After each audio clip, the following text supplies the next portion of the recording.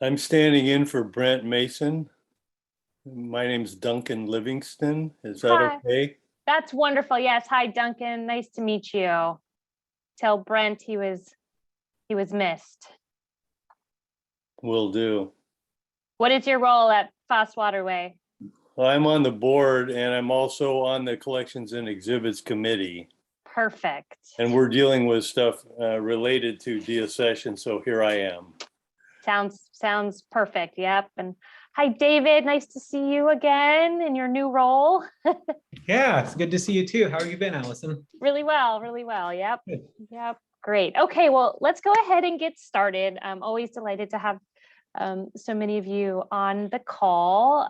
For those I haven't met before, my name is Allison Campbell, and I'm the Heritage Outreach Manager at the Washington State Historical Society. And I know most of you have attended one of these kind of common concerns programs before. They're pretty informal. We usually take up topics. Well, we spent a year and a half talking about the pandemic, and now we're kind of branching back out to sort of more general museum related topics. But again, pretty informal. I do ask that you just stay on mute. If you have questions, you don't need to wait to the end. You can shoot them in the chat, raise your digital hand or your actual hand, and we can call on you, whatever is easiest. The topic for today's session on deaccessioning was a suggestion by Joe up in Skagit County.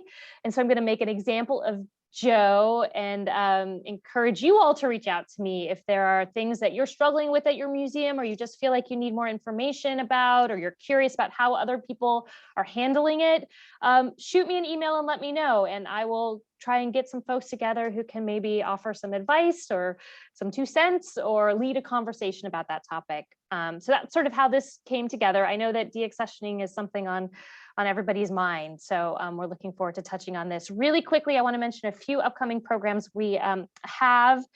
Some of you I know attended our great program with Owen Oliver on tribal consultation and Washington museums. We have some follow-up workshops planned for later in April. I'm going to share a link in the chat here in a second where you can register for those. And then we're working on a whole series of programs on digitizing collections with Caitlin over at DenShow. The next session is going to be on June 9th at 10 a.m. And that's going to be sort of a conversation around planning a digitization project. So before you even get started, what kind of questions should you be asking yourself? Like, do we digitize it all? What's our goal? What do we hope to do with this material once it's digitized? And then we'll follow up in the fall with more kind of nitty-gritty step-by-step how-tos. So that's what we have planned, and I will make sure everybody gets that link so you can register for those. Today we're here to talk about deaccessioning. This is a complicated, ethically fraught at times topic, right? Accepting things into our collection feels easy compared to getting things out of our collection, right? And there are all sorts of rules and laws and best practices and guidelines around this. And so I'm so grateful to Christy Lake for joining us today. Christy is the Assistant Director at the Snoqualmie Valley Historical Museum and the Collections Registrar at the Northwest Railway Museum, and somebody I certainly turn to with questions about collections management and collections care. So she's going to kind of be leading our conversation. We also have with us Maggie Weatherby, who is the head of collections here at the State Historical Society. Hopefully, if you're not super comfortable with the process of accepting things into your collections, you watched that video that we made a long time ago, and I finally edited and put it all together with Maggie and our friend Caitlin talking about sort of how that process looks. Christy's going to touch on the accessioning process a little bit today, and then we're going to really focus on deaccessioning, right? Look at all these big words are just rolling off my tongue here. I think that's everything I wanted to share. Again, you might have hard questions that we can't answer. This is such a complicated topic. Ask away. If Christy or Maggie or I don't have an answer for you, we will find a place to help us sort that out and deliver that answer to you via email at a later date. And I know you all have a lot of experience in this area as well, and you may handle things a little bit differently than how Christy and Maggie describe it. So feel free to share that in the chat. Again, we are knowledgeable, but you know, again, it's a big big topic. So I'm going to let Christy take it away. Thank you all so much. Thank you so much, Allison, and welcome everyone. I'm Christy Lake, as Allison mentioned, and I work at the Northwest Railway Museum and Snoqualmie Valley Historical Museum. Not knowing the range of people's experience with deaccessioning, I'm going to start assuming that you have little experience, and I know that some of the people who joined actually do have quite a bit of experience. So I may be covering things that you already know, but I wanted to make sure that I start with the basics. And I'm gonna go ahead and share my screen here. I forgot to mention, please introduce yourself and your organization in the chat if you wouldn't mind. That's really helpful to us. Yes, please. Yeah, that'd be great. All right.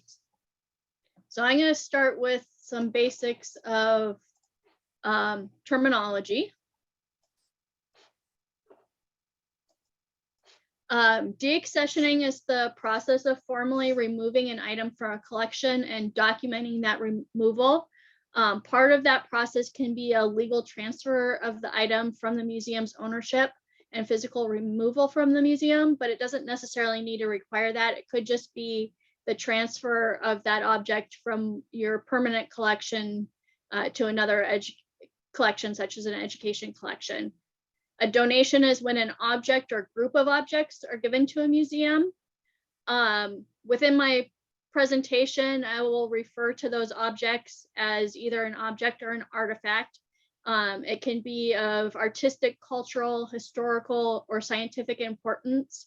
It can be anything from a photograph, a document, a physical item, or it can even be an animal in like a zoo. Acquisition is the process of transferring the ownership to the museum. So legally giving the title of the item to the museum, and you need to have that title to be able to then do anything further with it in the future. To accession something is the process of formally accepting the item into a collection.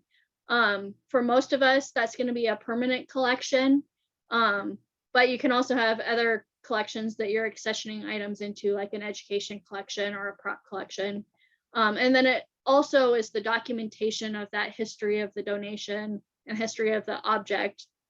An accession number is a unique number assigned to each donation or group of accession. And then an object ID number is a unique number assigned to each individual artifact to allow that artifact to be tracked and documented and distinguish two like items. A lot of the historical societies don't necessarily have two items that look exactly alike, but like at the Northwest Railway Museum, we often get keys to switch locks. And if they're from the same railroad company, they're going to look exactly alike, but they may have come from two different donors. So you need a way to be able to track which one belongs to who. And then a collections policy is a set of policies that address the various aspects of collections management, including defining the scope of your collection, what you collect, how the museum cares for the collection, how it makes the collections available to public, and how and when items can be removed from particular collections. So all of us have some items in our collections in most cases that are outside the scope of our mission, are having condition issues, potentially are physically dangerous. We've received multiple copies of the same type of item and decide we don't need that earlier copy. We may have accidentally created two records for the same item. We may have discovered that an item donated to us doesn't actually belong to us because the donor didn't have the right to give it to us. And we may need to deaccession those items. So today we'll talk about how we go about that process. Before we can talk about deaccessioning, we really need to touch a little bit on accessioning, because to remove something from a collection, it needs to have first been put in a collection. When a museum agrees to take a donation to be a part of the permanent collection, it agrees to take care of those artifacts in perpetuity. To go through that, you need to legally take possession of the item, and that process is called acquisition. And the museum needs to gain title of those items. This is normally done through having the donor sign a deed of gift, transferring legal ownership to the museum. I know at Snoqualmie Valley Museum and the Railway Museum, our collections have items that were donated anywhere from 100 years ago to 50 years ago. And a lot of those items were donated in a time when, as a volunteer run organization, they didn't understand the concept of having a deed of gift. And so we don't have a clear legal title to some of those items. And a lot of historical societies and other museums have that same challenge. And so there's a process to go about legally gaining title for those items. I often also find items left at our front door as abandoned property that are meant as a donation. And for those items, this process also helps you gain legal title. They're laid out in Washington Chapter 63.26 Revised Codes of Washington for unclaimed property held by a museum or historical society. It also can help you deal with any loans that you've been unable to return to a donor, and those abandoned donations that were left at your door. I'm not a lawyer, but I am at least going to show you the exact wording of the law that you can refer to in the future.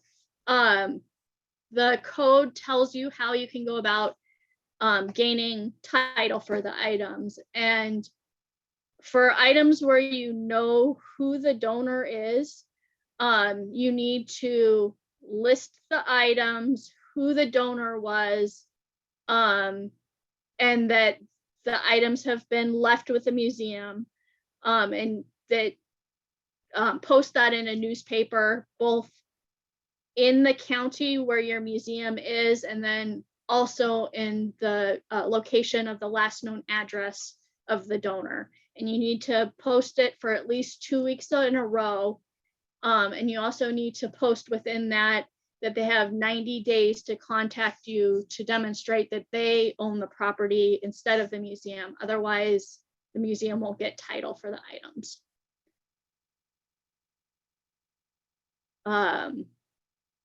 And part of the code lays out part of the wording that you should post within it.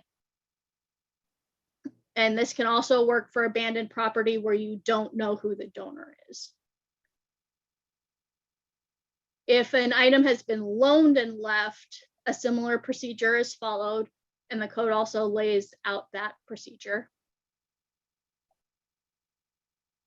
And if there's restrictions, the code also tells you how to remove those restrictions.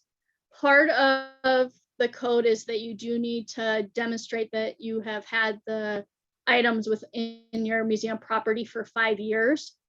So that can either be having old records that show that it's been there, or documenting it and then holding on to the items for 5 years.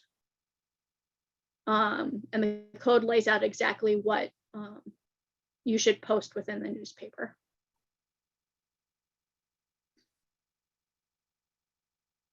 And Allison, because I'm on screen view, I don't actually see the chat. Are there any questions before I move on with it? Not yet. Okay, I did perfect. share the full language of the RCW in the chat there. I'll try and do that where I can keep up with you. Awesome.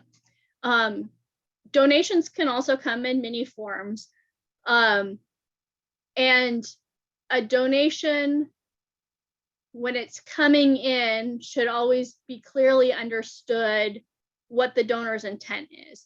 A donation can come in to be part of your permanent collection, or a donor may come in and want to donate something for you to use in your education program, or even bring you extra notebooks so that you have notebooks to use in the office.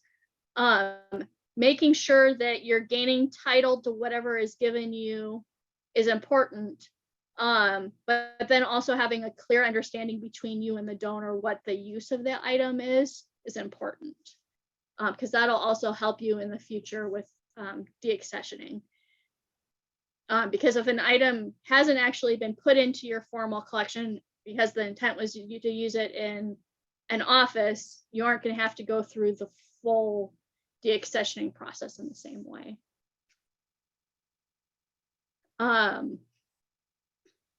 For items that'll be part of your permanent collection, in addition to gaining title, you need to be able to also document the history of the items, track where the items came from, and then distinguish similar items from each other. This process is started by accessioning the donation and then the objects. Each accessioned item is then formally declared as to which collection is going to be a part of. Normally that's going to be your permanent collection, but again, you may, within one donation, have some of the items going to your permanent collection, whereas other items within that same donation may go to an education collection. And part of that process is also creating an accession record with individual numbers assigned to each item within the donation, and then individual records for each of those items. Depending on when an artifact was donated, there may be other particular legal requirements associated with that item. And that's why the process of an accessioning an item is important, because it allows you to track what laws apply to an item when it was donated. So for instance, at Snoqualmie Valley Museum, our collection actually started being collected in the 1910s.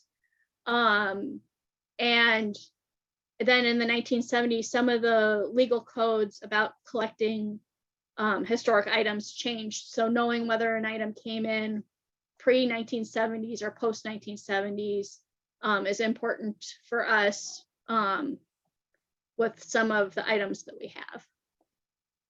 An institution should have a collections policy that lays out what your scope of collections is, what the procedures are for both acquisition and accessioning those items, the procedures for knowing what those objects can be used for within each collection, guidelines for loans, and then its policy for deaccessioning the items, along with other policies related to collections management care. When a new donation comes in, I have found at both museums, having a temporary custody form filled out and signed when the items physically come to your museum is important, because a lot of times people bring you items as they're moving or dealing with an estate. And so by the time you get all of your paperwork together to send a deed of gift, they've moved or somebody who was ill has passed on. And then that leaves you in limbo with not having a title to the item. Whereas if you fill out a temporary custody form that lays out the donor's intent and what the items are and have them sign it, you have some documentation to work with for gaining that title in the future. Plus, it'll allow you the intermediary step of, if some of the items that have been brought to you are things you don't actually want, it gives you a clear understanding with the donor whether you need to return those items or you can find new homes for them. But once you clearly gain the deed of gift with clear title, you can't give an item back to a donor, because theoretically they could have claimed an IRS tax exemption. And because of the IRS regulations, it then becomes illegal to give an item back to a donor once you've gained title to it. Having a collections committee review and approve donations as they come in ensures that items fit with your mission and are less likely to be deaccessioned in the future. As I mentioned, Snoqualmie Valley Museum started collecting things in the 1910s. Our collection started as a school teacher's collection for teaching students, and it was held in a school until the 1960s when the Historical Society was formed to take it over. because of that, our mission has changed over time. Originally, our mission was to interpret the history of Washington State in the pioneer era. Now we focus on the history of Snoqualmie Valley throughout time. And because of that, some of the items from her original collection no longer actually fit our current mission. And so we've wanted to deaccession them and transfer them on to homes that are appropriate. When the museum sends a deed of gift, it should list all of the items that are being donated, and then have it clearly stating if it's going into a permanent collection versus a different collection. The museum at that point can also return any items that it doesn't want to in the collection back to the donor, and not list those items on the deed of gift.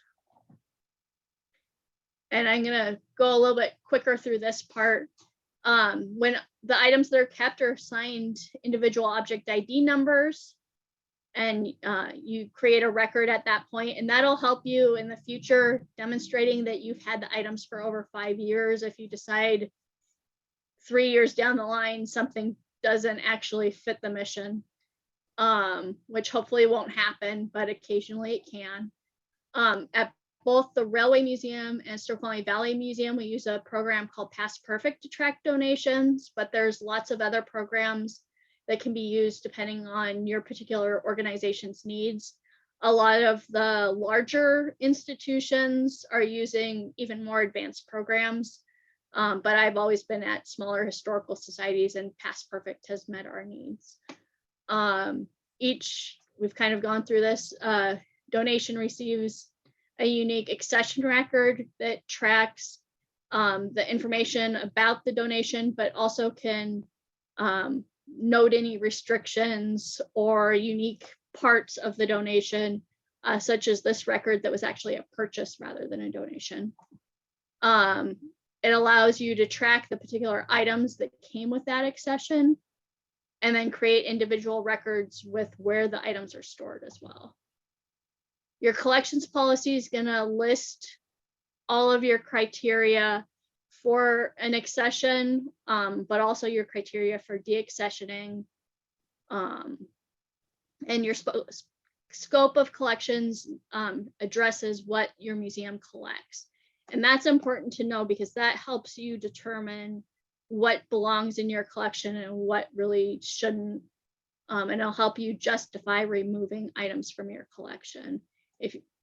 As you remove items from your collection, you're going to want to demonstrate why it doesn't actually belong in the museum, when you had previously accessioned it and said it did. And that'll help you with the optics of removing an item from the collection. So criteria for acquisition. The acquisition policy addresses the specific criteria for additions to the museum's permanent collection and to other collection. It lays out who has the authorities to take items into the collection, what the criteria are for those items to become a part of your collection, what ways an item can come into the collection, how items on temporary custody are treated, how appraisals and authentications are handled, and then it'll also lay out ethics and conflicts of interests around your donations and how you handle them. And then also will lay out guidelines in case something is illegal about a proposed donation. Sometimes people rescue things that don't actually belong to them, and then bring them to you to help take care of. And that can sometimes be illegal. And so there's some considerations you should make in those particular cases, as much as we may want to take in something because it's really cool. So criteria for deaccessioning. So we have some items that are outside of our mission, are in really poor shape, are physically dangerous, or we have multiple copies, or are legally owned by someone else. How do we go about deaccessioning them? A deaccession policy will establish the criteria and process for getting rid of those items from your collection, and it outlines procedures for transferring those items either from one collection in your museum to another collection, or from your museum to another institution, or transferring it to another community in the case of repatriation, or in some cases selling those items or physically destroying them. Deaccessioning must comply with all applicable laws. Museums should observe all restrictions or binding conditions and only deaccession artifacts they fully own. So this goes back to your acquisitions. If you have not gained title, you can't get rid of the item. It helps if you've, sorry, go ahead. No, I was just gonna, I had a question, or Yeah. well, I was gonna, that relates to like determining title and kind of the issue of unclaimed property and that process that's described in that RCW. And you don't have to answer this question if you don't want to, but out of curiosity, like how many objects at the Snoqualmie Valley Museum do you currently not, are you not sure you have title to, or you're working through that process or need to go through that process? That's a great question. Like tens, hundreds, thousands? I would say thousands. Right before the pandemic, we're about 3 months away from being done with a 5-year inventory of our collection. So I still have about 3 months worth of work still to do on that. We were finding about 25% of the items in our collection storage area had no object ID, so we did not know the provenance of them. I would say in addition to that, even items that we did know where they came from for the other 75%, probably at least 25% of those don't have signed documents. It could be slightly higher than that. I also have the complication that in the 70s, they tried to go back and get signatures for the items that had come in, but they assigned donor numbers for life, but didn't track the years things came in.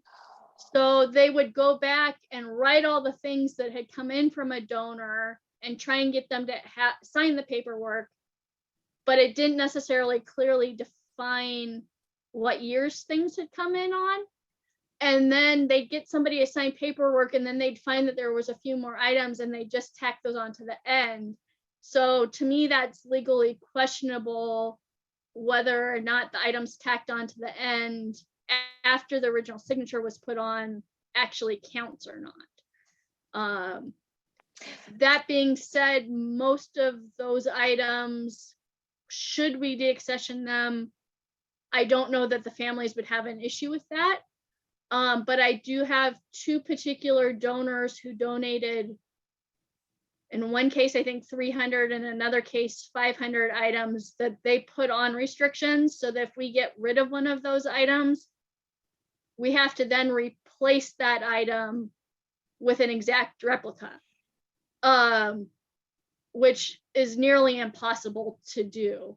And so to me, until we go through and remove that restriction through the RCW code, we should not be getting rid of any of those items at all. Now, in both of those collections, they were local Valley people rather than items not from the area, so we're less likely to get rid of those. Get rid of them. Well, thank you. I just didn't want anybody to be hearing you talk about that process and think they were the only ones who had a ton of stuff that they didn't know where it came from, because oh yeah, no, we all do. We all do, and you do your best to follow these rules, but it's hard to do everything you need to do. And both institutions that I work with were all volunteer run up until the 1990s. And even working at Snoqualmie Valley Museum for 15 years, trying to get a temporary custody form and deed of gift for everything, it's hit or miss. I'm still only getting about 75% compliance on that. Because the days I'm not there, I have volunteers covering our admissions, and half the time they don't feel the need to fill out the temporary custody form, and I get a sticky note with the name of a donor without even the address on it, which is really challenging to then get the deed of gift when you don't have a way to contact the donor. Yeah. Um, Okay, we should but- need to add that to all our volunteer training manuals as well. Okay, sorry to interrupt you, That's Christy. all good. Questions are great. Let's see. So if you don't own it, it can't be removed until you go through that process. So ideally, but let's be honest, none of us live in the ideal world. Ideally, you're going through your collection and figuring out what items you own and don't own ahead of time, and you work towards getting title to your items before you get to the deaccessioning process. But in reality, that's not what happens. In reality, what happens is you go, these items that I'm seeing don't really fit in our collection anymore. I want to get rid of them. Oh no, we don't own title. And so then you go through the process then. And to be honest, it's enough of a process that I actually have not gone through the process yet of gaining title for items that we don't have. We've just focused on items that we did have title for, and that will be a step for us in the future at both museums, because it is a process. That being said, yes, it's a process to post in the newspaper 2 times in a row with the information you need to, but it's on the original owner to document that they owned the item. So if they can't show you a piece of paper that says that it's legally theirs, they can't claim the item either, and it becomes yours. And most people don't have that documentation either. And like I said, I'm not a lawyer, so this is my understanding of it, but you might consult other resources that are more legally up on the topic if you have specific questions about a particular case, because it's going to depend on your particular documentation as to what your needs are too. So before any object recommended for deaccessioning can be deaccessioned, reasonable efforts need to be made that the museum actually owns the item and doesn't have restrictions on it that would be a restriction for getting rid of the item. So if the museum doesn't have title, don't remove it from your collection until you can gain title. And if there's a restriction on the item, work through the process of trying to remove that restriction before you get rid of the item. Objects in the permanent collection will be retained if they can be relevant and useful for purposes and activities at the museum, and they can be properly stored, preserved, and utilized. I know for Snoqualmie Valley Museum, we never distinguished between education objects and permanent collection objects. So they were intermixed. And so that's also part of the process that we're going through, is we don't want the founder of the town's hat being used for kids to try on, but it's intermixed in the same hat boxes as the stuff that we would use for education stuff. And so that's also part of the process that we're going through, is determining what items should stay in the permanent collection versus belong into a different collection. Deaccessioning objects may be considered when the condition is no longer, when conditions no longer prevail or are in the interests of improving the collection for the museum's purposes and activities. So as time changes, different standards for what we take into the collections change. At the Railway Museum, when we first started, we were focusing on just making sure we were preserving railway artifacts as they were being decommissioned from railways and disappearing. That meant we ended up with 130 large objects and no indoor storage. As time has passed, we've narrowed the scope of our collection because it wasn't realistic for us to be able to long-term care for 130 building size objects. And so we've narrowed the scope of our collection. And that means that we have decided to get rid of some of those items so that we could actually properly care for the items that we are keeping. Museum collections are held in public trust. So your first consideration with the deaccessioning an item is, what's your responsibility to the public? Can this item that you've taken in public trust be kept in the public trust and sent to another museum that can help preserve it in the long term? That's your first goal. If the answer is, this is a dirty hanky from the museum's garage sale fundraiser that they then took into the collection because it was left, and that's happened to us at Snoqualmie Valley Museum, no other museum is going to want the dirty hanky.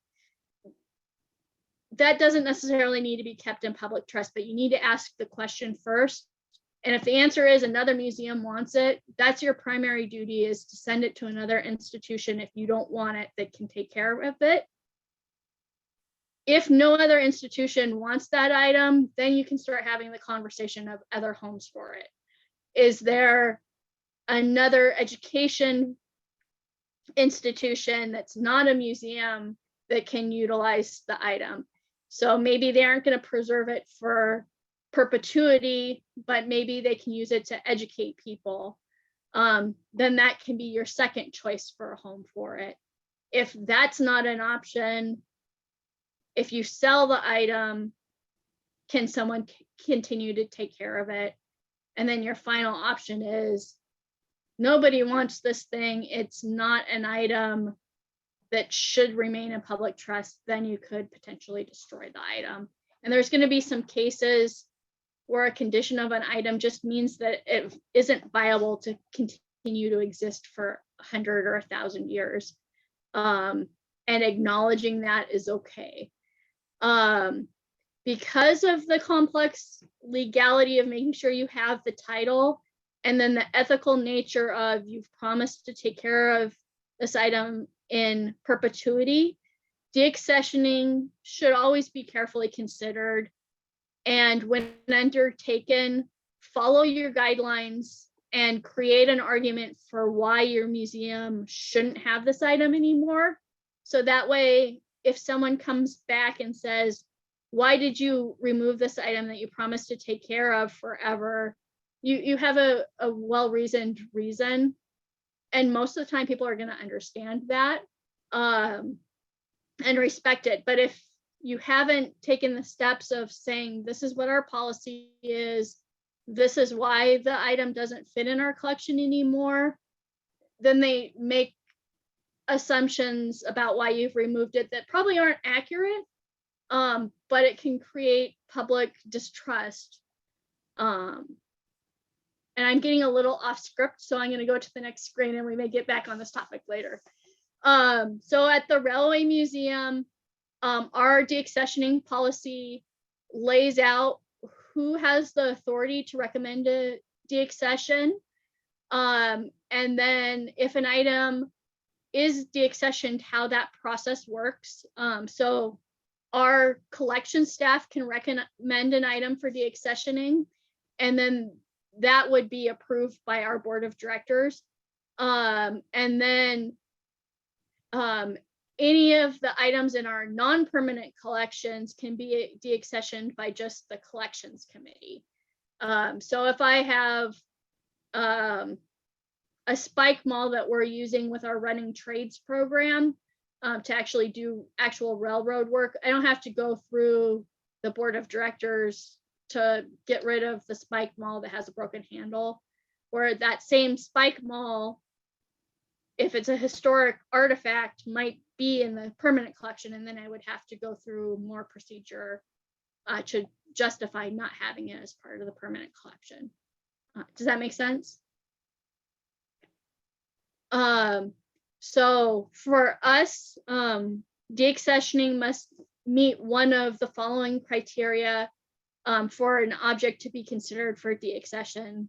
The object is no longer deemed relevant or useful for the purposes of the museum and no longer serves the museum's mission as defined by the mission statement. So this table in the picture was brought to us as a historic desk from a Fall City home from an individual whose mother was a famous author. And it was implied to us that the desk was her writing desk. Later on, we found out it wasn't. The condition of the desk isn't great. And so we decided that it doesn't actually meet our purpose and mission. It doesn't have good provenance. It doesn't have the historic connection to the Snoqualmie Valley that we thought it would.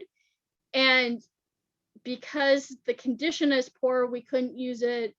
We wouldn't use it in exhibits as an item that had no historic connection, but had a look for a topic. So we decided to deaccession it. It also was not of sufficient quality, research, historic, or aesthetic significance to remain a part of our permanent collection.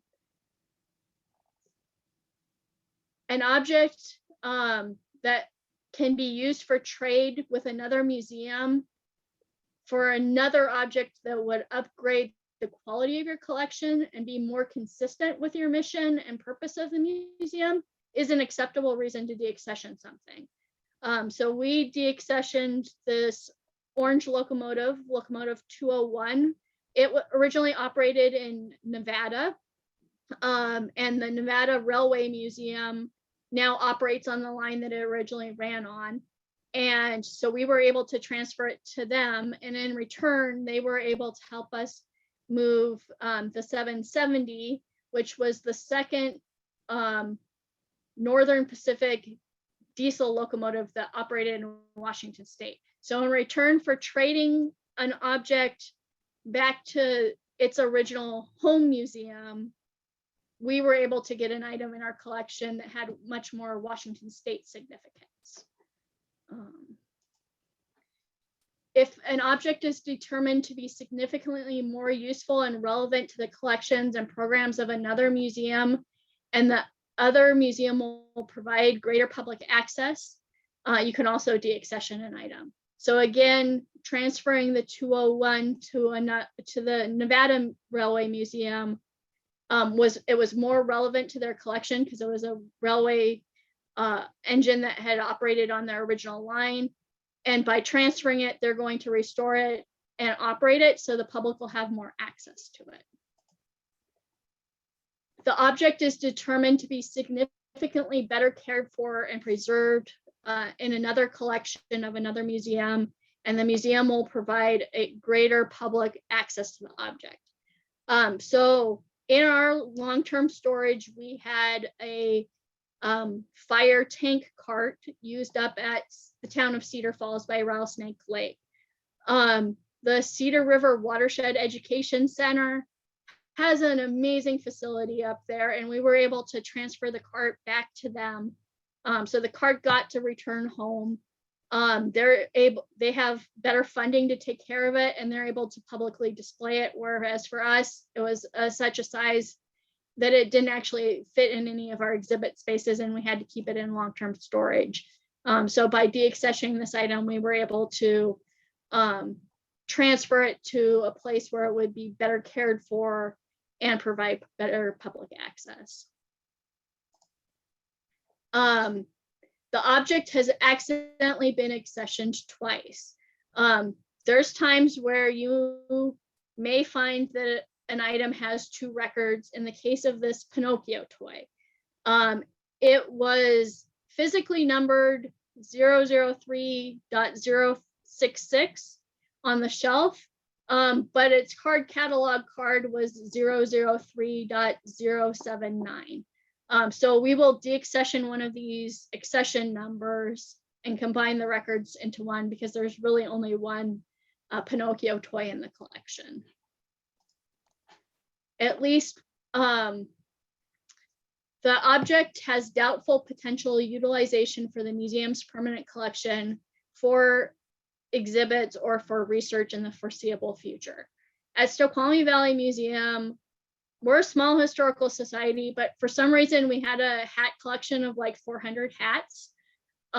This is one of the hats in the collection. It didn't have provenance, and there were so many better hat examples from that particular era. We were unlikely to use it for exhibits. We didn't know the history of it, so it wouldn't really have research value. So it was one of the items we deaccessioned. Christy, can I interrupt with a question that I think will be relevant to all of these? Well,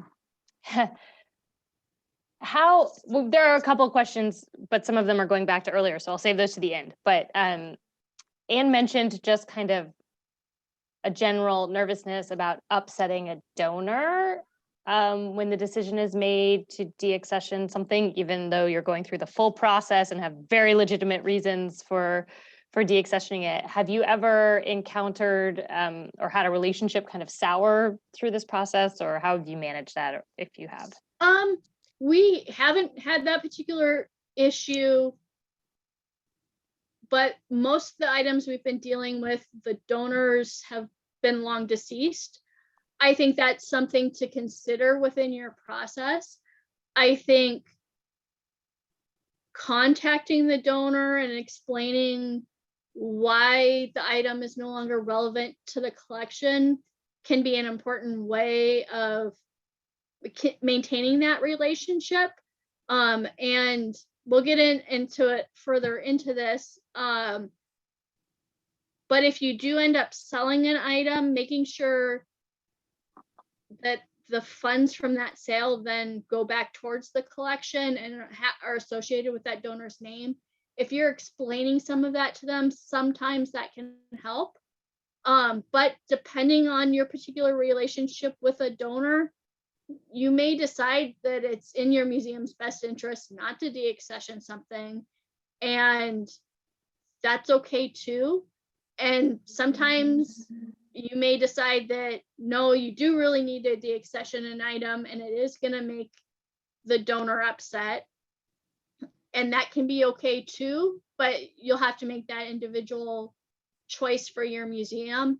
But being transparent with what you're doing and why, and getting ahead of that too by reaching out to a donor if you think it's going to be problematic, making sure that when you do deaccession something, you are declaring that publicly with what you're deaccessioning and why, whether that's through a social media post, your newsletter, explain what you're doing, what your process is, why those choices are made. Most of the time people are reasonable and understand that. But sometimes you are dealing with something that someone's very emotionally connected with. And in those cases, you do need to take those into consideration. There are some items at the Railway Museum that we feel long-term, those items may not belong to our museum and fit with our mission criteria. But some of our donors still are very connected with them. So we have chosen not to transfer those particular, I'm gonna go with locomotives, to another collection because they do have an emotional attachment for enough of our constituency. Ideally, our collection should be closer to 50 railway artifacts with what feasibly we're going to be able to build buildings for in the future. We're still at 76 items, but some of those items are very emotional for people.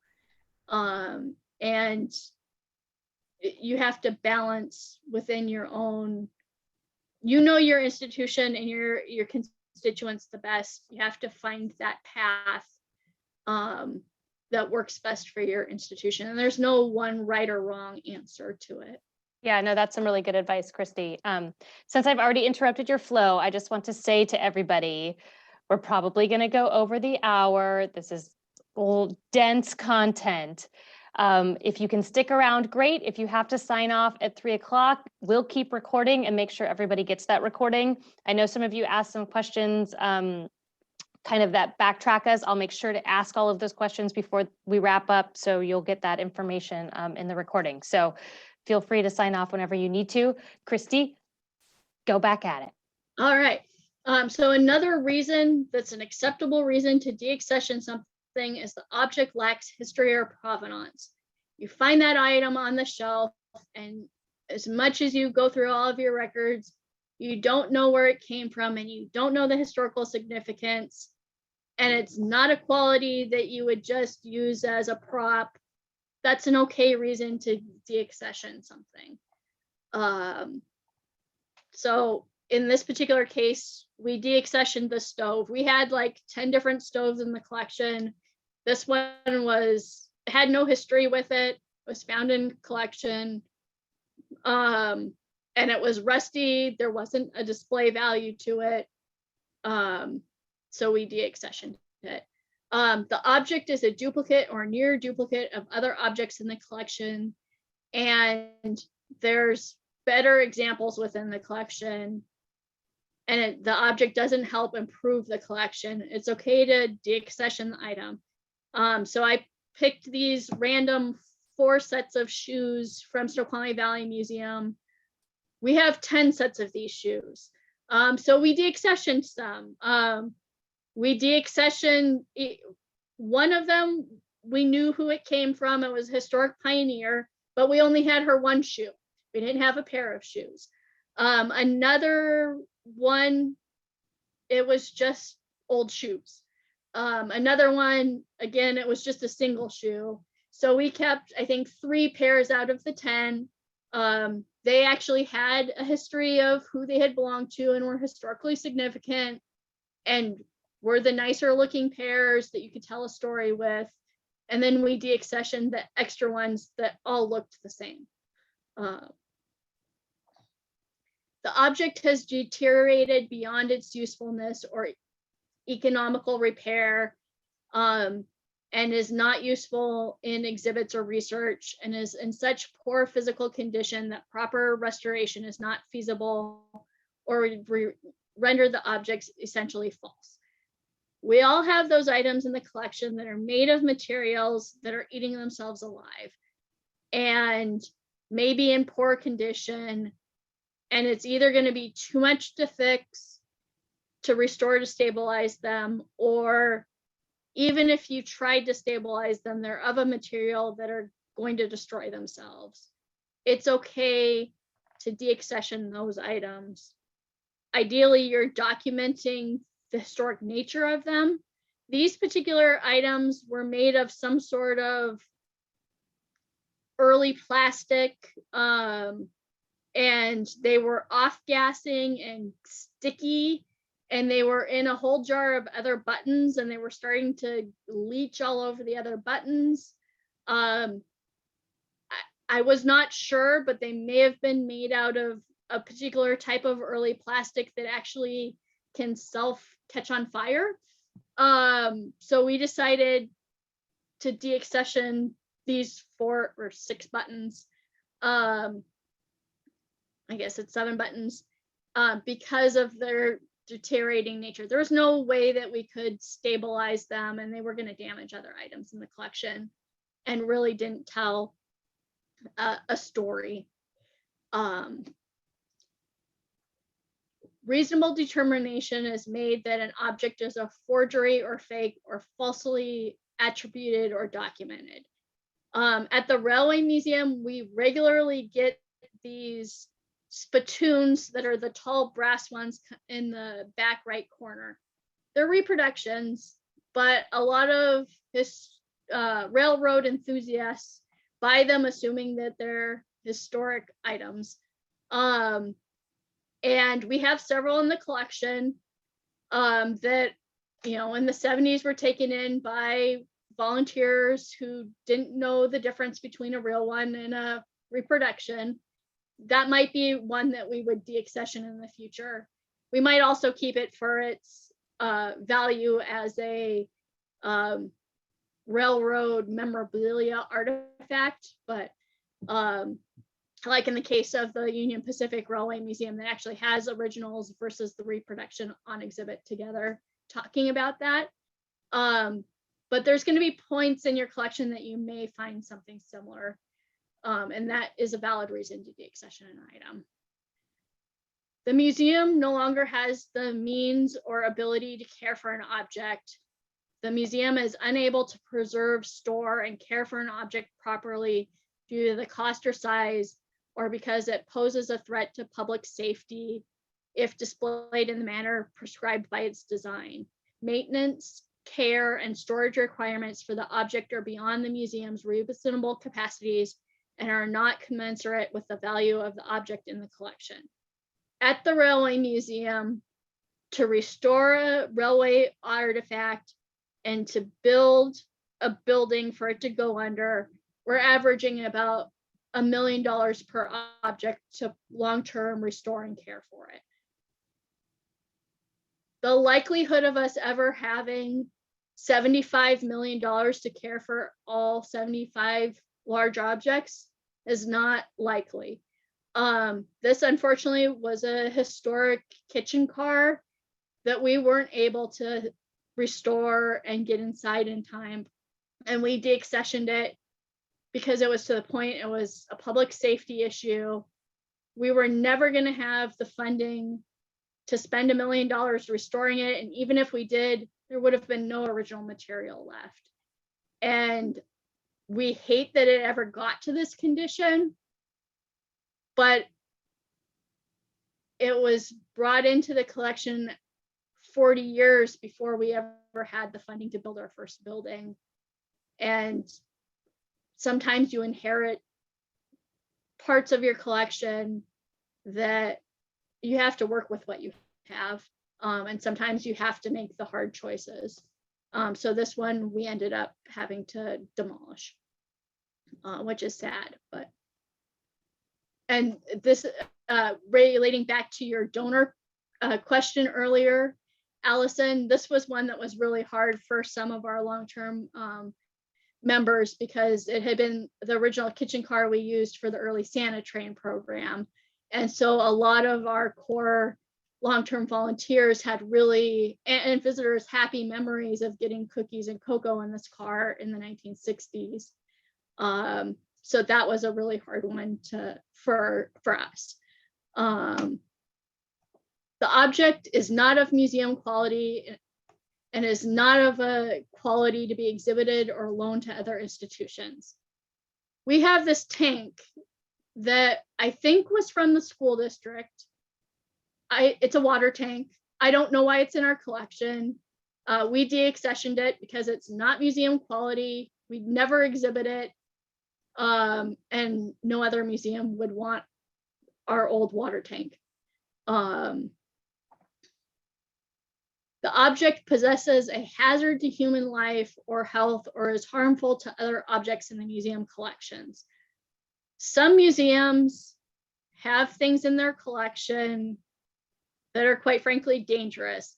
On the left is a World War I shell that we have at Snoqualmie Valley Museum. It luckily has been deactivated and is not dangerous, but I have heard from several other museums who have similar types of items that are still alive and they've had to call in the bomb squad. At the Railway Museum, up until the 70s, fusees and torpedoes were a safety requirement on all railway cars. And we still use them here at the Railway Museum today. And occasionally I have donors bring torpedoes and fusees in along with a box of other railway artifacts. And they're explosives. And so that's another item that can be deaccessioned if for some reason they've been accessioned in your collection. I personally have had torpedoes and fusees dropped off at my office desk, which they're fairly stable unless you do something to detonate them, but it still made me a little nervous. The The object is determined to have been acquired in a manner contrary to the museum's acquisitions policy. These particular maps were digital maps that were donated to us from a contractor working on a major project. They had been given historic maps by the funder of the owner of the property they were working on. But that owner of the property legally owned the maps and had specifically had them sign a contract that they weren't supposed to give the maps out to other people. So they were basically stolen items that were given to us. So they wouldn't have been something that we should deaccession. If we had, we should deaccession them because they're contrary to our acquisition policy. In this particular case, I knew who the owner was, and when they were turned into us, I immediately contacted her. And she would have happily given us the items if we had wanted the digital maps in our collection, but how they came in was against our policy. That being said, some of our collections committee, not understanding the finer points of the law on that, did want to accession them. So we could have, if I hadn't caught it, had the problem of having them properly accessioned into our collection and then needing to deaccession them because they were stolen objects.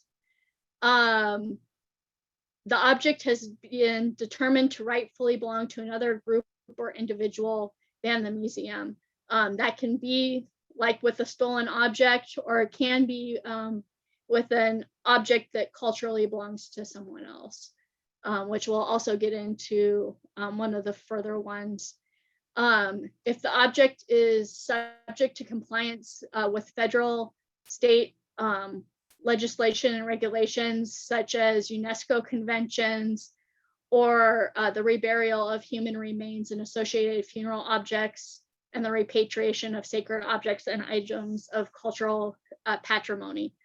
At Snoqualmie Valley Museum, because our collection started in 1910 and it was a mixture of Native American and pioneer memorabilia, we did have some items that fell under NAGPRO that were returned to local tribes.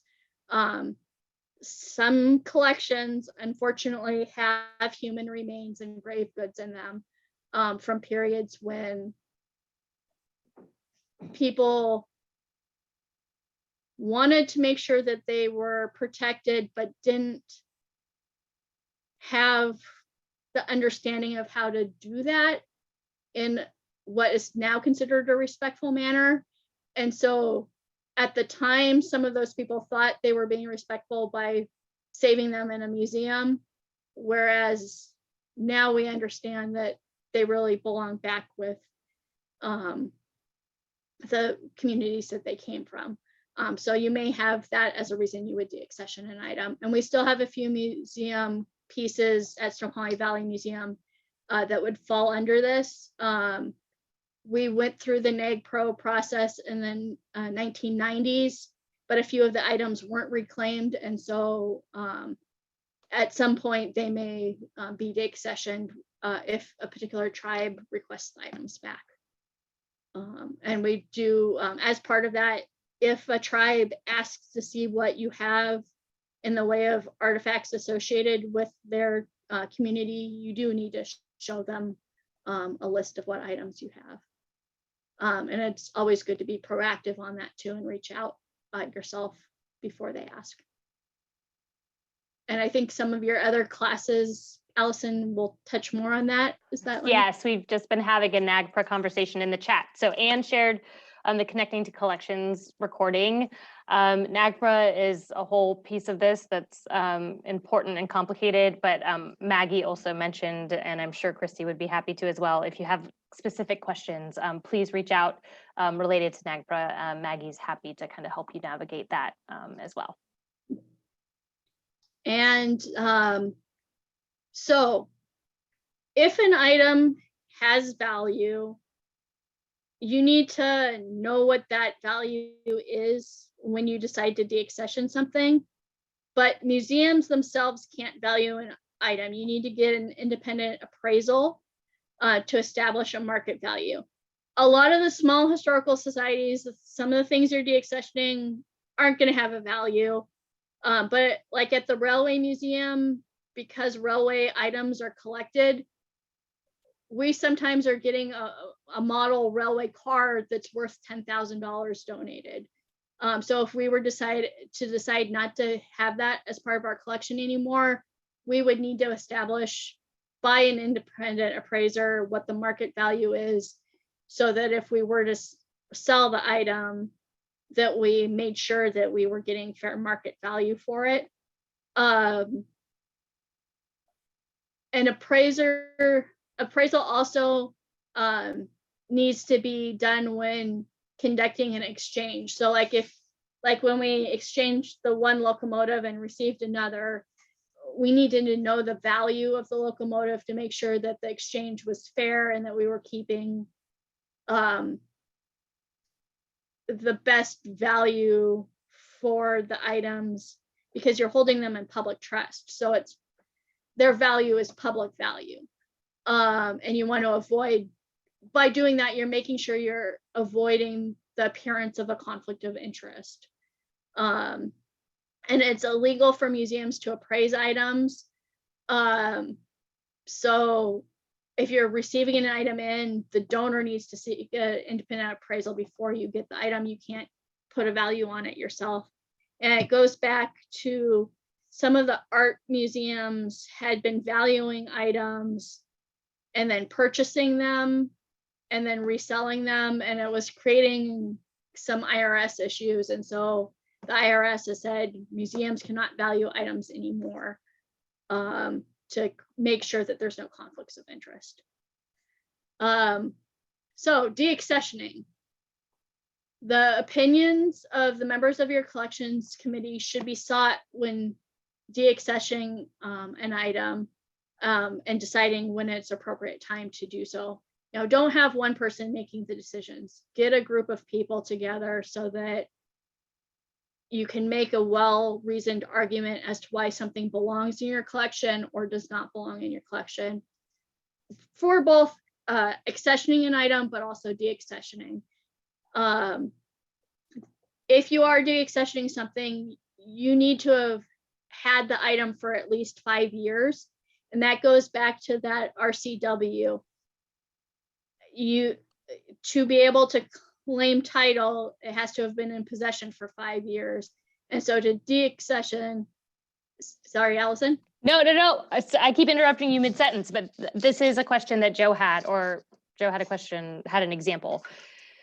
And I'm sure this is true for lots of our organizations. You have something in your collection, it has been cataloged, it has a number, but you don't have a deed of gift for it. But if you can show that it's been in your cataloged in your collection for more than 5 years, can you claim ownership? Yes. Okay. But you have to go through that process to claim the ownership. Oh. But if you go through the process to claim ownership, but if you can't demonstrate that it's been in your collection for 5 years, you have to wait till it's been 5 years. Gotcha. So that doesn't get you out of the newspaper announcements and the blah blah. Okay. But it does get you out of having to hold on to it for 5 more years. Right. Okay. Allison, Yeah. we don't, it's not, we have paperwork signed by the donor, but it's not an official deed of gift document, but it is a transfer to the museum and it's signed by the donor. It's an old, they used to call them acquisition records. I think I'm sorry, accession records. So they're signed. And so I think that still works. I think that is, if depending on how the document's worded, and again, I'm not a lawyer, if it's laying out that they're giving you the item, it describes the item, and they're signing that they're giving you the item, even if the form's not called a deed of gift, as long as they're transferring the ownership to you and it's clearly calling that out and they're agreeing to that and it's signed, you should be okay. Yay. I mean, you could have a lawyer take a look at it, but that's our advice. And, I would also potentially ask other institutions to see if everybody's in consensus with that. But that's my understanding. It doesn't have to say deed of gift, but it needs to be documentation that they're transferring that ownership to you. Because you're right. A lot of museums use different forms of documentation over time. But you do need that documentation that the intent was there. And that's also why the temporary custody form comes into play, because at least it's providing an intent that they planned to donate it to you. But the final deed of gift is the most important. There would be room for arguing with a temporary custody form. The museum will not deaccession or remove an object without first establishing title. So make sure that you go through the accession records and look through the pertinent documentation and make sure you actually own the item. And then also go through and make sure there aren't restrictions. And if there are, follow that RCW. Once an object is, for us, officially considered removed from a collection, when the museum's procedures for deaccessioning is followed, including the review of the object by museum staff, board of trustees, when it needed, and then when the museum's procedures for deaccessioning are complete. So basically, an item is officially deaccessioned when you follow your policy. And each museum is going to have a slightly different policy, but they should all follow kind of the same concepts that we talked about. But you may decide that an item being a duplicate isn't a good reason to deaccession it in your particular policy, and that's okay. But you should have a policy that lays out why your particular museum is allowed to deaccession. You know, when we create a collections policy, feel free to contact other museums and look at their policies.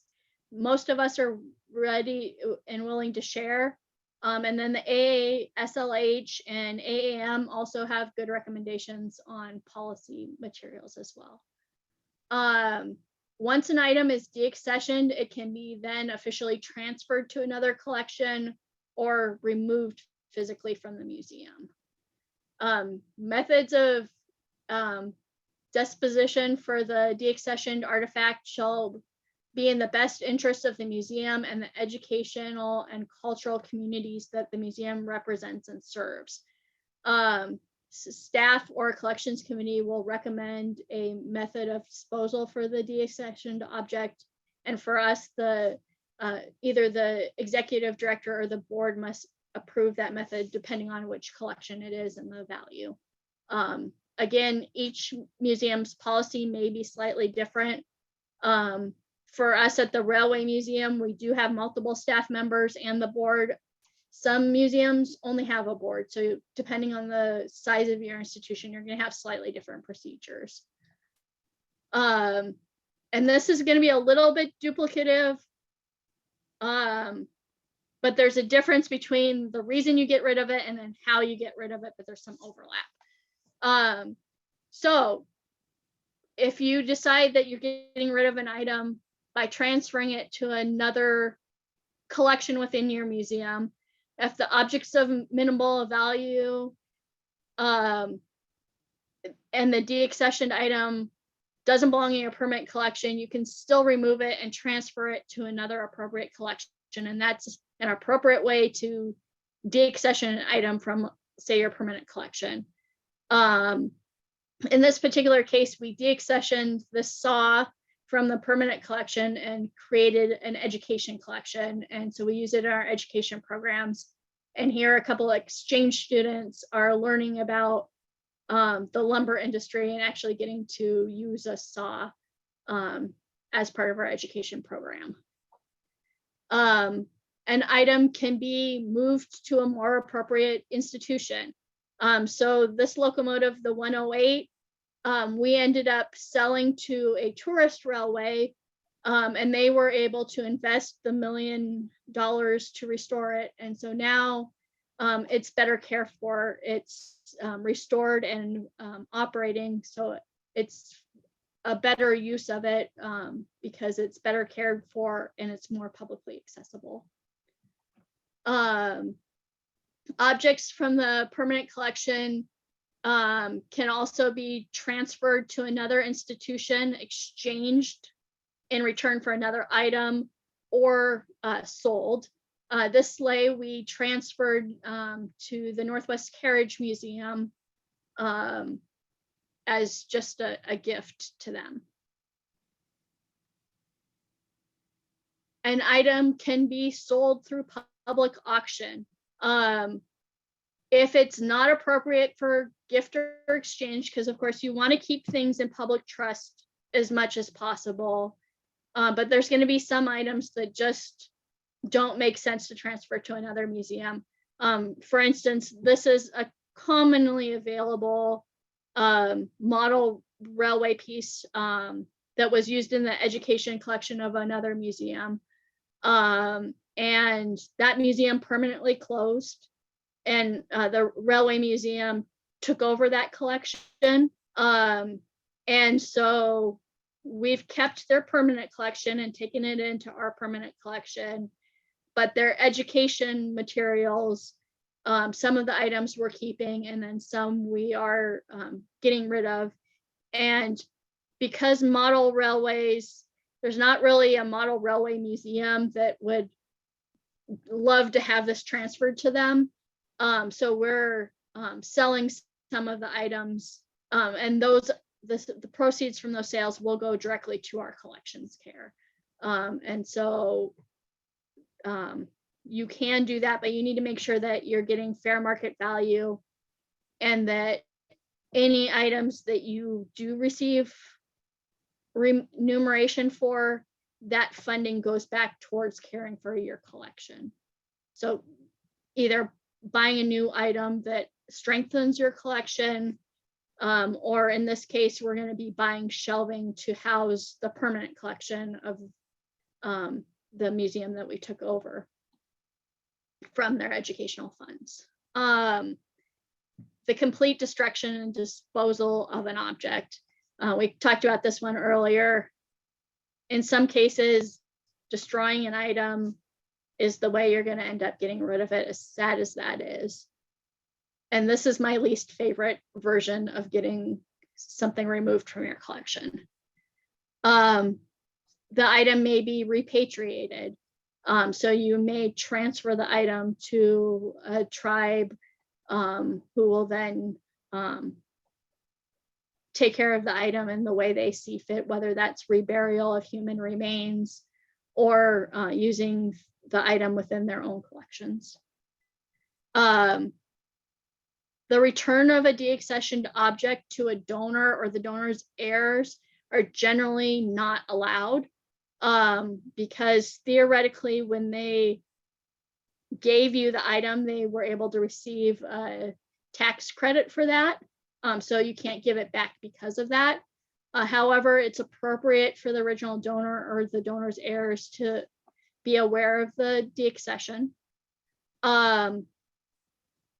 No member of the museum's board, staff, volunteers, or their immediate families or representatives, or those that have associations with your institution, should be able to acquire those items, because it creates either a conflict of interest or the appearance of one. And you need to be very clear when you're getting rid of the items, why you're getting rid of them, and you don't want the appearance of a conflict of interest, because that creates public distrust. An object should always first, if possible, stay in public trust, even if that means giving it to free to another museum that can take care of it. If there isn't another public institution that can take care of it, then you can go ahead and sell it. But the priority should first be keeping it in public trust. As fiduciary representatives of your museum, you should try and gain value for the item to care for your collection in the transfer, but that keeping an item in public trust trumps that responsibility. So you can give it to another museum for free, but if there's a way to have, you know, a trade for something better for your collection or financial compensation to help take care of the other items in your collection, you should try and do that, but it's not required. Does that make sense?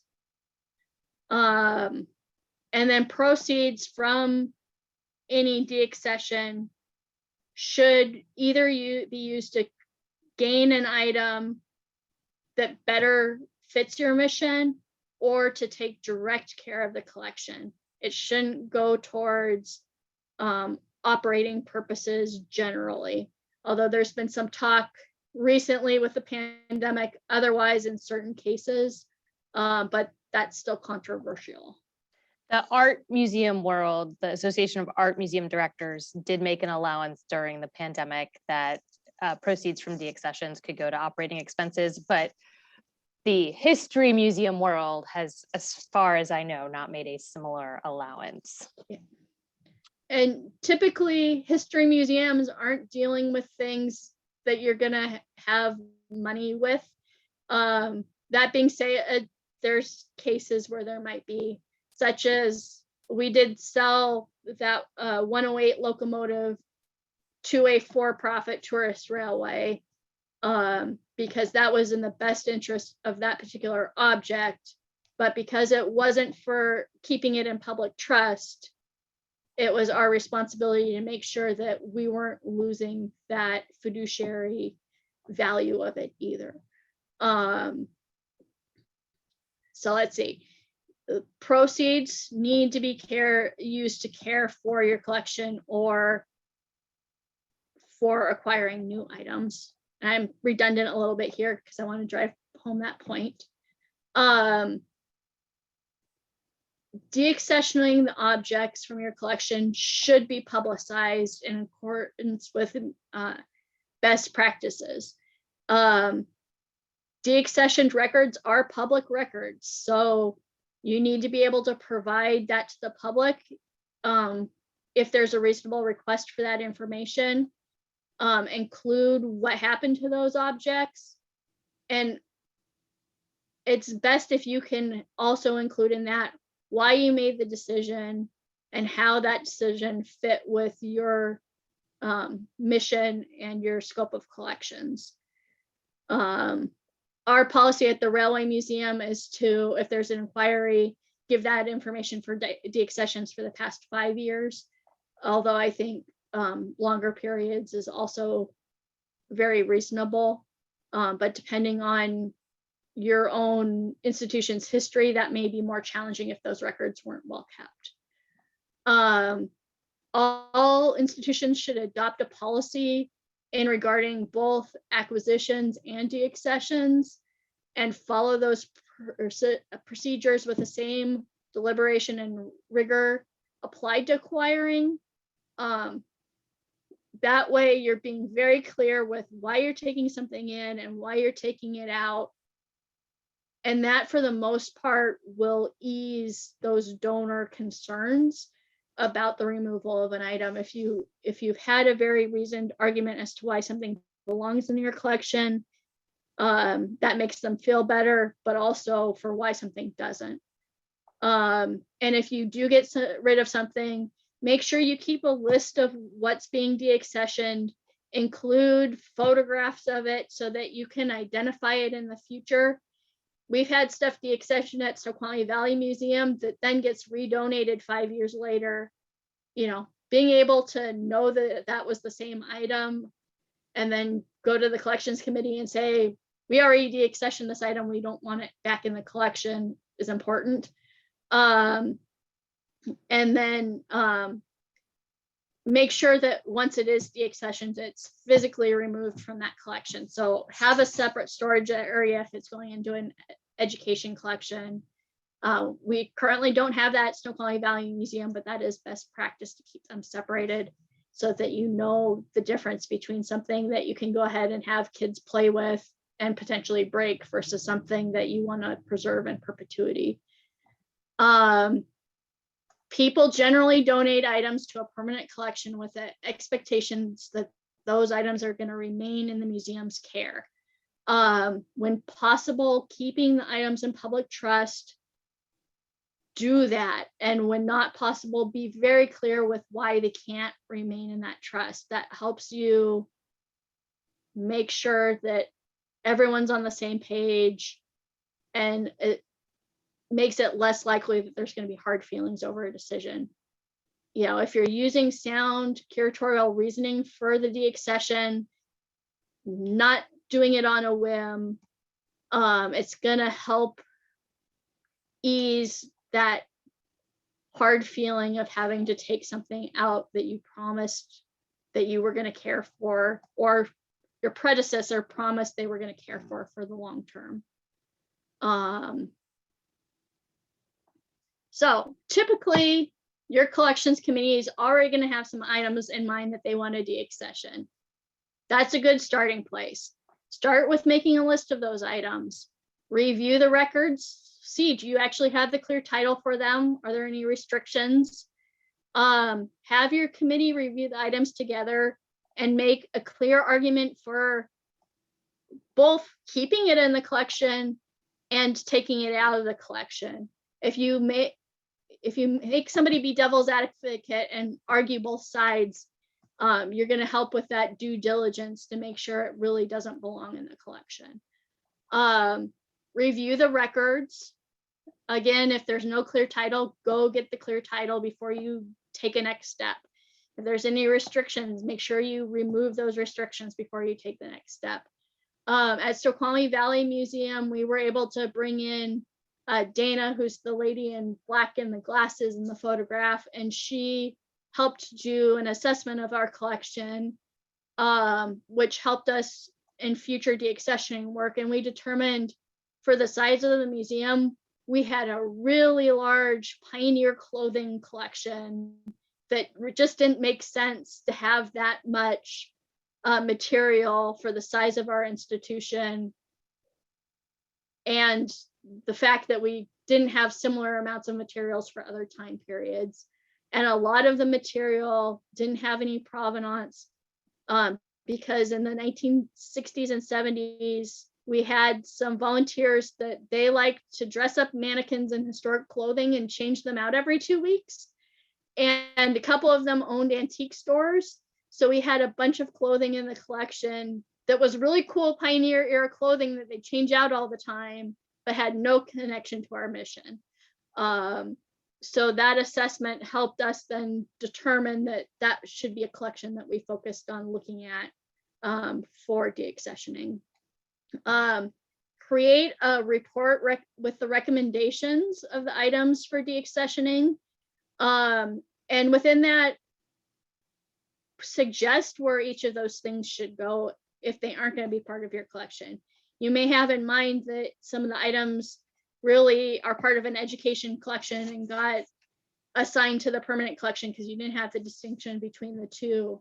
You may know that your museum had been collecting all of Washington State history and you're now only collecting your local area, and that maybe the item that you have belongs at the museum 2 counties over because that's where the item's from.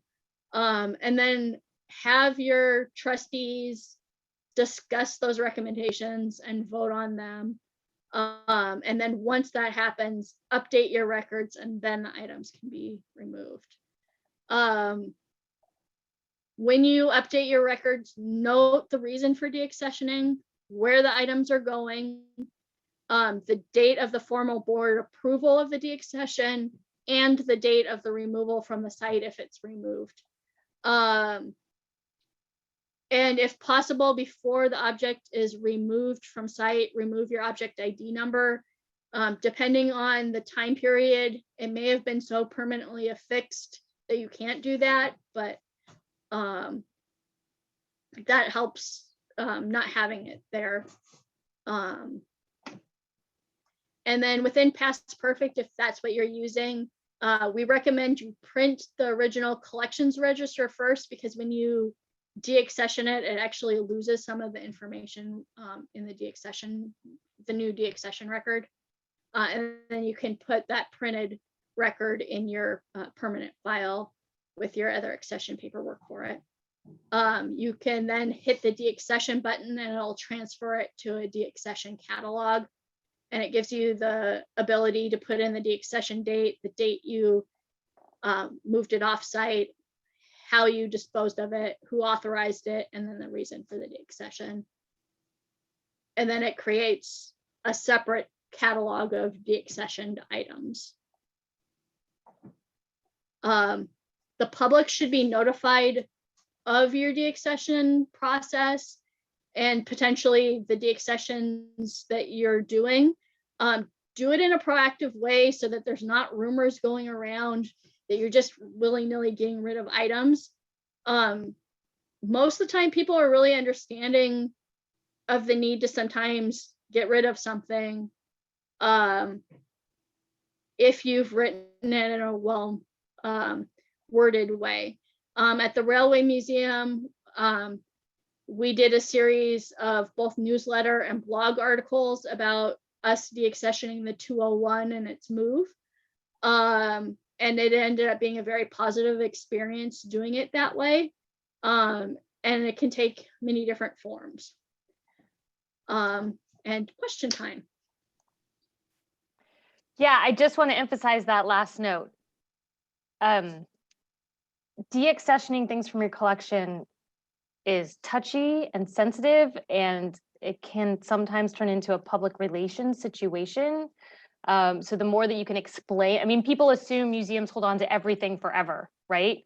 But Christy has just laid out all of the very good and important reasons why you might want to remove something from your collection, but without explaining that to the public, if it's a beloved object, right? Like if the American Museum of Natural History in New York ever wanted to get rid of the big blue whale hanging in the middle of their museum, people would flip out, right? So you never know what those things are going to be that people feel so strongly attached to, and explaining it is always a good idea.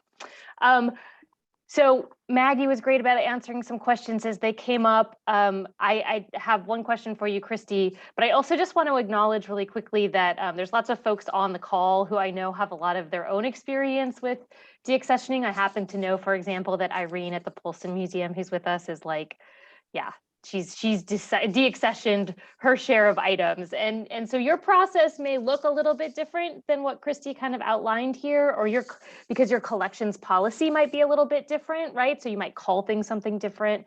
But hopefully this gave you a really good sense of like legally and kind of ethically the steps that you need to go through to do this correctly.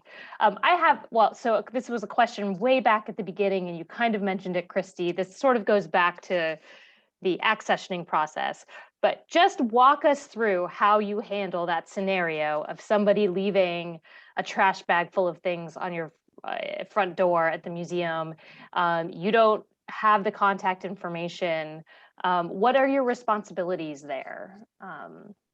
I think that's a great question, and I'm still trying to figure that out 100% myself. Typically, they've been items we have wanted.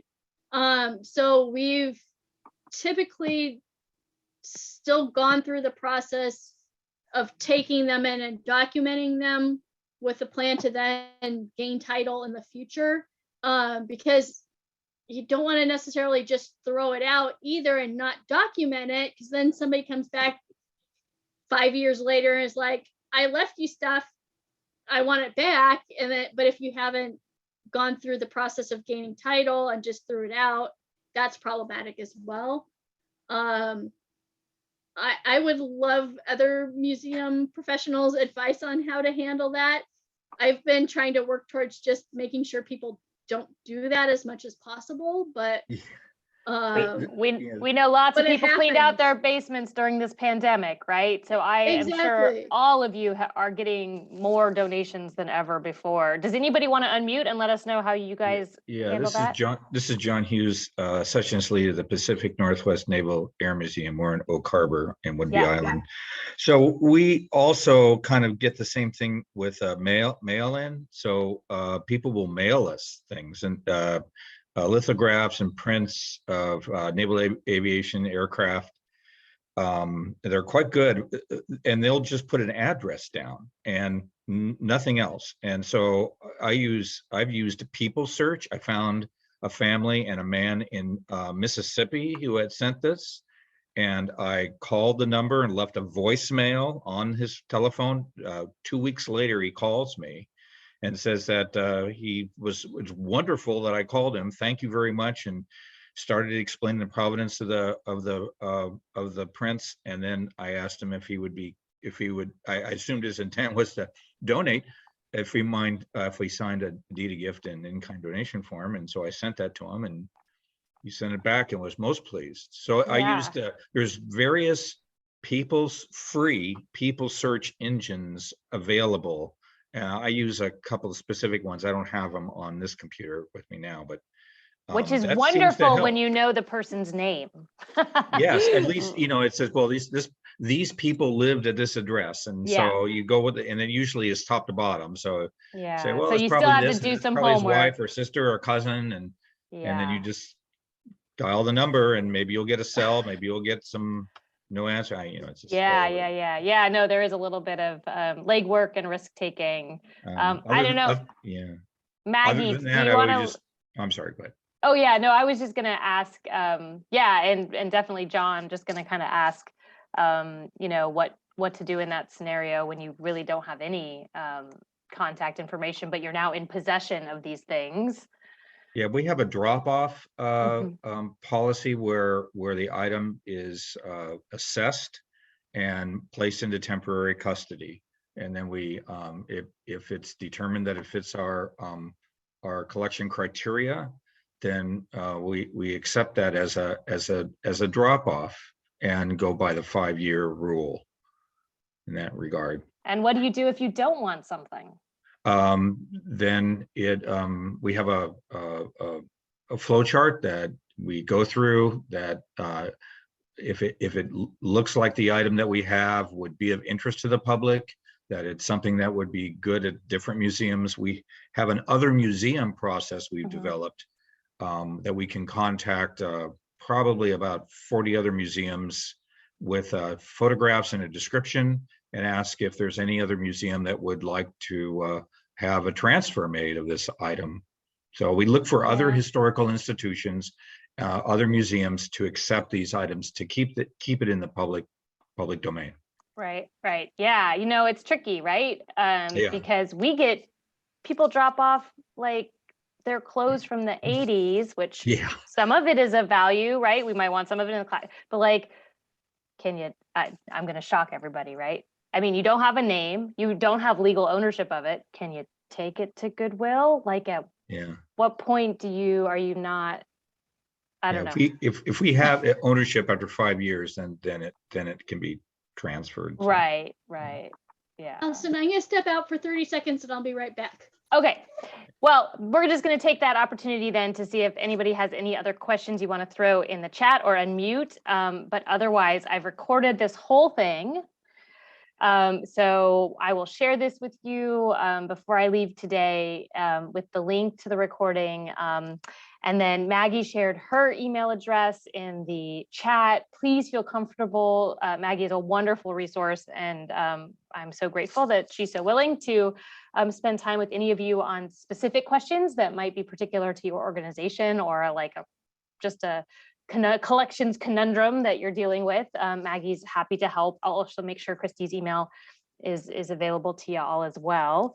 That was a lot, right? It is a dense and complicated topic, but I'm so grateful to Christy for kind of walking us through the basics. I hope you all also got that little video that Maggie and I put together, but I'll resend that link out as well. Any parting thoughts, questions, concerns before we sign off? from Just a anybody? big thank you to Christy. And Yeah, I for will, sure. I'll jump into to thank Christy. It was fun being your wing woman today, but for all of y'all, I am one of those institutions that's statewide. And so when you're getting ready to do a session and you need to see if there's another institution that would benefit from it, contact me. We're about to take a transfer from Mohi. You never know. So I'm a stop on everybody's list. Okay. So feel free to do that because I'm happy to be one of those people for you. Okay. Thank you, Margaret. Appreciate it. All right. One last big thank you to Christy so much, and really appreciate you all being here. And we'll see you hopefully at another upcoming program. And if you have ideas for things we should be talking about in this space, send me an email. All Thank right. you all. Bye, everybody.